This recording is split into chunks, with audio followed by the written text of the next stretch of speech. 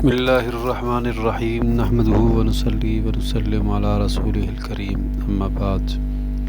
مختصر تربیت اولاد اور اسلام کے حوالے سے قسم ثالث کی فصل اول میں بچے کی تربیت میں مؤثر وسائل کے حوالے سے بات چل رہی تھی، تو اس میں مصنف رحمۃ اللہ علیہ نے اپنی تجربے کی بنیاد پر، اپنے اندازے کی بنیاد پر فرمایا تھا کہ وہ 5 امور جن کو سامنے رکھ کر بچوں کی تربیت اور شخصیت سازی میں اپنا کردار ادا کیا جا سکتا ہے، تو وہ 5 امور اسوہ حسنہ کے ذریعے، اچھی عادات کے ذریعے، واعظ و نصیحت کے ذریعے، چوتھا دیکھ بھال کے ذریعے اور 5واں سزا دینے کے ذریعے۔ ان میں 4 امور پر تو بات ہو چکی تھی، اب 5واں عقوبت اور سزا کے ذریعے تربیت کا انتظام اور اہتمام مربی کے لیے کرنا۔ اسلامی شریعت کے بہترین عادلانہ احکامات اور اس کے عظیم بنیادی قواعد اس غرض و مقصد کے لیے نافذ و مقرر کیے گئے ہیں تاکہ ان بنیادی ضروریات کی حفاظت ہو سکے جن سے کوئی انسان مستغنی نہیں ہو سکتا، نہ ان کے بغیر زندہ رہ سکتا ہے۔ ان احکام کو ائمہ مجتہدین نے 5 امور میں محصور کیا، بند کیا اور ان کا نام ضروریات 5 رکھا، جو یہ ہیں: دین کی حفاظت، نفس کی حفاظت، عزت و آبرو کی حفاظت، عقل کی حفاظت اور مال کی حفاظت۔ اسلامی نظام کے احکام اور بنیادی اصول و قواعد و ضوابط کا مقصد ان کی حفاظت و دیکھ بھال ہے۔ انہی کی حفاظت کے لیے شریعت نے سخت ترین سزائیں مقرر کی ہیں جو ان کی خلاف ورزی کرنے اور ان کو توڑنے والوں پر لاگو ہوتی ہیں۔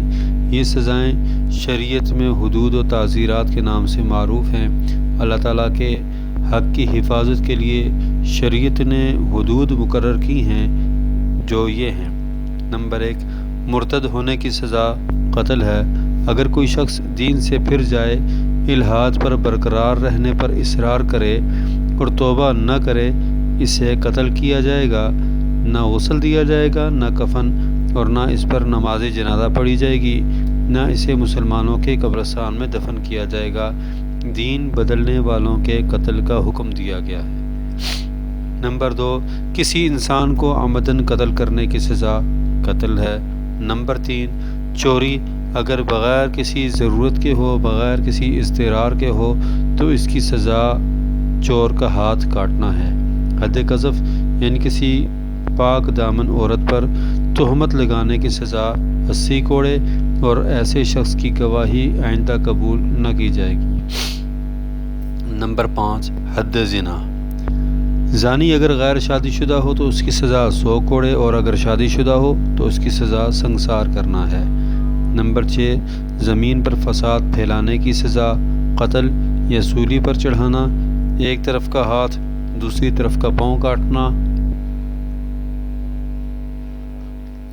یا اسے ملک بدل کر دینا۔ نمبر 7، شراب نوشی کی سزا 40 سے 80 کوڑے ہیں۔ روایات میں اسی طرح آتا ہے۔ حضرت عمر رضی اللہ تعالیٰ عنہ کے دور میں صحابہ اکرام کا رضوان اللہ تعالیٰ علیہم اجمعین کا 80 کوڑوں پر اتفاق ہوا تھا۔ یہ تو تھی حدود۔ تعزیرات ایسی سزائیں جو متعین طور پر مقرر نہیں ہوتی۔ حدود تو متعین طور پر مقرر ہوتی ہیں کہ یہ سزا اس کی ملے گی، اور تعزیرات کہ جو متعین تو نہیں ہوتی، قاضی اور فیصلہ کرنے والے کی ثوابدید پر ہوتی ہے کہ وہ حالات، ماحول اور جس شخص کو سزا دینی ہے اس کے حالات کو سامنے رکھتے ہوئے اس میں کمی بیشی کر سکتا ہے۔ یہ تعزیرات ایسی معصیت اور گناہ پر لاگو ہوتی ہے جن پر کوئی حد یا کفارہ مقرر نہ ہو، اور یہ اللہ تعالیٰ یا کسی انسان کے حق کے طور پہ آتی ہوں، جیسے لوگوں کی اصلاح کے لیے زجر و توبیح، تعذیب کے لیے سزا دینا۔ تعزیری سزا چونکہ غیر متعین ہوتی ہے، اس لیے اس کا حاکم کو اختیار ہوتا ہے کہ جو سزا مناسب سمجھے تجویز کرے۔ کبھی ڈانٹنے ڈپٹنے سے بھی کام ہو جاتا ہے، کبھی مارنا پیٹنا پڑتا ہے، کبھی قید و بند میں گرفتار کرنا ہوتا ہے، کبھی ملک بدل کرنا کافی ہوگا، البتہ تعزیرات میں یہ خیال رکھا جائے کہ وہ مقررہ حدود میں سے کسی کے برابر نہ ہو جائیں۔ ان تعزیرات کا مقصد یہ ہے کہ لوگ امن اور سکون کے ساتھ زندگی گزاریں، کوئی طاقتور یا مالدار ظالم کسی کمزور غریب یا مظلوم پر زیادتی نہ کرے۔ اس معاملے میں عربی اجمی سیاہ سفید سب برابر ہیں۔ یاد رکھیں جو قومیں مجرموں کو سزا کے بغیر چھوڑتی ہیں وہاں فتنہ و فساد اور لاقانونیت عام ہوتی ہے، معاشرہ گناہ کا رسیہ، فساد و جرم کا خوگر بنتا ہے، عادی بنتا ہے۔ چنانچہ امریکہ کے کینڈی جو ان کے صدر تھے، روس کے خروشیف وغیرہ سابق سربراہوں اور مربیوں نے اس طرح کے بیانات دیے ہیں۔ اس کی وجہ سے یورپ اور امریکہ وغیرہ میں طرح طرح کے فتنے اور مفاسد ابھر رہے ہیں جن سے وہ بھی انگشت بندہ ہیں کہ حیران ہیں کہ اب کیا کریں۔ اسلامی سزاؤں کے نفاذ نے اسلامی معاشرے سے جرائم کا مکمل خاتمہ کر دیا تھا۔ شاذ و نادر ہی کہیں سے قتل، چوری یا شراب نوشی وغیرہ کی اطلاع ملتی تھی، اس لیے کہ حکومت کی آنکھ بیدار اور شرعی سزائیں نافذ تھیں اور ہر مجرم کو اپنا انجام معلوم تھا۔ جس جرم کی اطلاع حکومت کو ملے اگر اس کی سزا حدود کے قبیل سے ہو تو حاکم کو کسی قسم کی چشم پوشی یا تساہل سے کام نہیں لینا چاہیے، نہ کسی کی سفارش قبول کرنی چاہیے۔ حضور اکرم صلی اللہ علیہ وسلم نے اس پر سخت غصے کا اظہار فرمایا اور فرمایا کہ پچھلی قومیں اس لیے ہلاک ہو گئیں کہ اگر ان میں کوئی شریف یا معزز یا بڑا آدمی چوری کرتا اسے چھوڑ دیتے، اور اگر کمزور یا معمولی آدمی چوری کرتا تو اسے سزا دیا کرتے تھے۔ تعزیرات کے سلسلے میں سزا کی مقدار حاکم کی رائے پر موقوف ہے۔ تعزیرات میں لوگوں کی عمر، حیثیت، قدر و منزلت کے اعتبار سے فرق پڑتا ہے، بعض کو معمولی سزا کافی ہوتی ہے اور بعض کو سخت سرزنش کرنی پڑتی ہے۔ اس کا مطلب یہ ہے کہ اگر ایک عزت دار آدمی ہے اور اس سے کوئی ایسا گناہ سرزد ہو گیا کہ جو حدود کی اس صفت میں تو نہیں آتا، حدود کی تعریف میں تو نہیں آتا، لیکن بہرحال اسے سزا دینا ضروری ہے، تو اسے قاضی کی عدالت میں بلا لینا بھی اس کے لیے بہت بڑی سزا ہے کہ ایک عزت دار آدمی کا قاضی کی عدالت میں بطور مجرم کے جانا، تو صرف اس کا جانا بھی بہت بڑا ہوتا ہے، اور اگر کوئی ڈیٹ ہو تو اسے جتنے مرضی درے لگائے جائیں اس پہ اتنا فرق نہیں پڑتا۔ تو اس لیے حاکم وقت کو اس چیز کا اختیار ہوتا ہے کہ کس کو کیا سزا دینی ہے، تو اس میں لوگوں کی عمر، حیثیت، قدر و منزلت کے اعتبار سے فرق پڑتا ہے۔ دین اسلام نے بچوں کو سزا دینے کے سلسلے میں درج ذیل طریقہ کار اختیار کیا ہے۔ نمبر 1، بچے کے ساتھ نرمی و پیار کا برتاؤ کیا جائے، یہی حکم دیا گیا۔ آپ صلی اللہ علیہ وسلم نے حضرت معاذ رضی اللہ تعالیٰ عنہ کو جب یمن بھیجا، فرمایا نرمی اور آسانی پیدا کرنا، سختی نہ کرنا، تعلیم دینا، نفرت نہ دلانا۔ ایک روایت میں ہے کہ تعلیم دو، سختی مت کرو، اس لیے کہ معلم سختی کرنے والے سے بہتر ہوتا ہے۔ نرمی سے بچہ متاثر ہوتا ہے۔ خود نبی اکرم صلی اللہ علیہ وسلم بھی بچوں کے ساتھ نرمی اور پیار والا برتاؤ فرماتے تھے۔ نمبر 2، خطاوار کو سزا دینے میں اس کی طبیعت کی رعایت کرنا، اس لیے کہ بچے ذکاوت اور سمجھداری میں ایک دوسرے سے مختلف ہوتے ہیں۔ بعض کی اصلاح کے لیے ترچھی نظر ہی بہت ہوتی ہے اور بعض کو ڈانٹنا پڑتا ہے، بعض کی پٹائی بھی کرنی پڑتی ہے۔ مربی کو بچے کو بوقت ضرورت جرم کے مناسب ہی سزا دینا چاہیے۔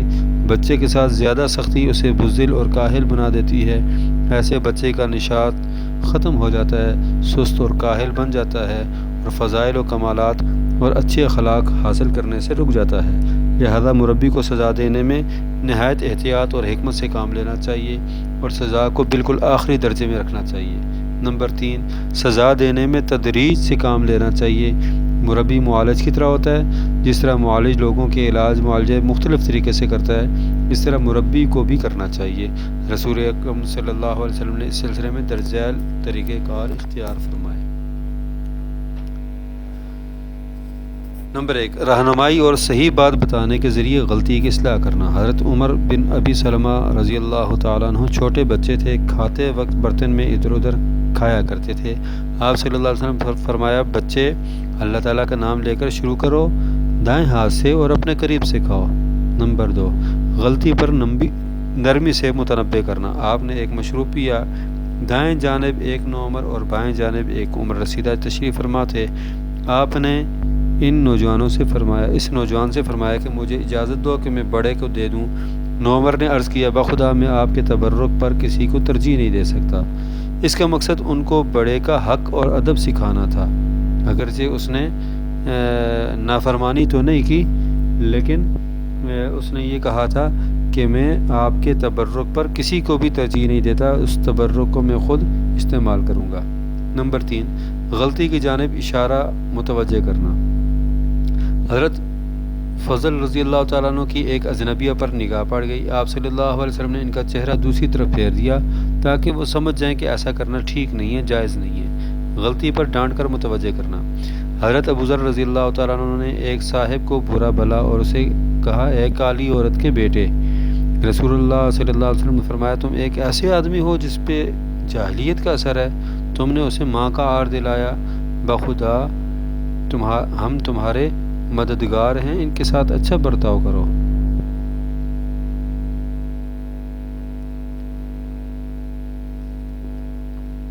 تم ایک ایسے آدمی ہو جس میں جاہلیت کا اثر ہے، تم نے اسے ماں کا عار دلایا، یہ خدام تمہارے مددگار ہیں، ان کے ساتھ اچھا برتاؤ کرو۔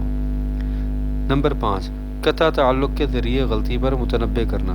رسول اللہ صلی اللہ علیہ وسلم نے کنکر مارنے سے منع فرمایا کہ اس سے نہ شکار ہو سکتا ہے نہ دشمن کو نقصان پہنچ سکتا ہے۔ چھوٹے چھوٹے پتھر اٹھا کر ادھر ادھر پھینکنا تو اس سے منع فرمایا۔ البتہ کسی کی آنکھ پھوٹ سکتی ہے یا دانت ٹوٹ سکتا ہے۔ حضرت عبداللہ بن مغفر رضی اللہ تعالیٰ عنہ کے ایک عزیز نے کنکری ماری، انہوں نے انہیں اس سے منع فرمایا اور فرمان نبی صلی اللہ علیہ وسلم ذکر فرمایا۔ ان صاحب نے دوبارہ کنکری ماری۔ حضرت عبداللہ بن مغفر رضی اللہ تعالیٰ عنہ فرمایا میں نے تمہیں رسول اللہ صلی اللہ علیہ وسلم کا فرمان سنایا اور تم نے پھر بھی کنکری ماری، جاؤ میں تم سے کبھی بات نہیں کرتا۔ حضرت کعب بن مالک رضی اللہ تعالیٰ عنہ غزوہ تبوک سے پیچھے رہ گئے۔ نبی اکرم صلی اللہ علیہ وسلم نے ان سے بات کرنے سے منع فرمایا اور یہ بائیکاٹ 50 دن جاری رہا، تو اس طرح ان کو تنبیہ کی گئی۔ اسی طرح حضرت عبداللہ بن عمر رضی اللہ تعالیٰ عنہ نے اپنے ایک بیٹے سے ایک حدیث کی ظاہری مخالفت کی وجہ سے مرتے دم تک بات نہیں کی، یوں انہوں نے اس کو تنبیہ کی۔ نمبر 6، مار پیٹ کر غلطی پر متنبہ کرنا۔ فرمایا جب 7 سال کے ہو جائیں تو انہیں نماز کا حکم دو، اور جب 10 سال کے ہو جائیں تو نماز نہ پڑھنے پر انہیں مارو۔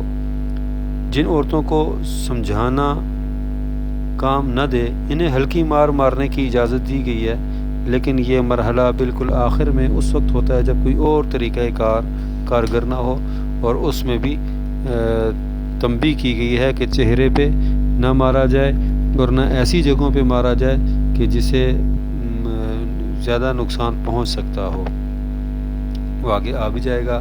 نمبر 7، مؤثر ترین سزا کے ذریعے غلطی پر متنبہ کرنا۔ اس سلسلہ میں قرآن کریم نے زنا کرنے والوں کو بھرے مجمع میں 100 کوڑے مارنے کا حکم دیا تاکہ دوسروں کو عبرت حاصل ہو۔ قتل کرنے والے کو قتل کا حکم دیا تاکہ امن و امان اور سلامتی ہو۔